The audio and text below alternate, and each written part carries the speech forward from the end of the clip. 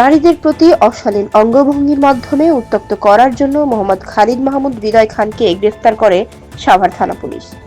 একটা ফেসবুক পেজে খালিদ মাহমুদ হৃদয় খানকে দেখা যায় পাগলের বেশ ধারণ করে বিভিন্ন মেয়েদের হিজাব ছাড়া বের না হওয়ার জন্য তাদের প্রতি অশালীন মন্তব্য করছে।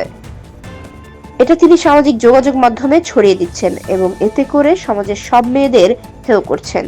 তিনি আরো বলেন যে হিজাব না পরলে ধর্ষিত হবেন এবং তার নারীদের প্রতি মন্তব্য অনেক আপত্তিকর। ভিডিওতে কম বয়সী মেয়েদের প্রতিও তিনি অশালীন মন্তব্য করেন। বিশেষ করে যে ভিডিওটি সামাজিক যোগাযোগ মাধ্যমে ছড়িয়ে দিয়েছে সেখানে উপস্থিত মেয়ে দুটি হিন্দু ধর্মের বলতে শোনা যায়। তাদেরকে উদ্দেশ্য করে হিজাব না বোরখা পরার কথা, সাথে অনেক অশালীন ও আপত্তিকর বক্তব্য ছিল, যা সমাজের একসাথে শান্তিপূর্ণভাবে বসবাসরত হিন্দু মুসলিম সম্প্রদায়ের মধ্যে বিরোধ সৃষ্টির অপচেষ্টা।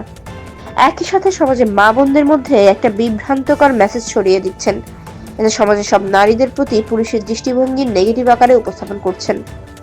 এ কারণে আজ বিকাল আনুমানিক 4 ঘটিকার সময় সাভারের আমিনবাজার থেকে তাকে গ্রেফতার করা হয়। তার এ ধরনের কাজের ফলে সমাজে অস্থিতিশীল পরিবেশ তৈরি হয়েছে। এই অপরাধে তার বিরুদ্ধে আইনানুগ ব্যবস্থা গ্রহণ করা হচ্ছে। এ বিষয়ে সংবাদ সম্মেলনের মাধ্যমে এসব তথ্য নিশ্চিত করেছেন ঢাকা জেলা পুলিশের অতিরিক্ত পুলিশ সুপার শাহিনুর কবির।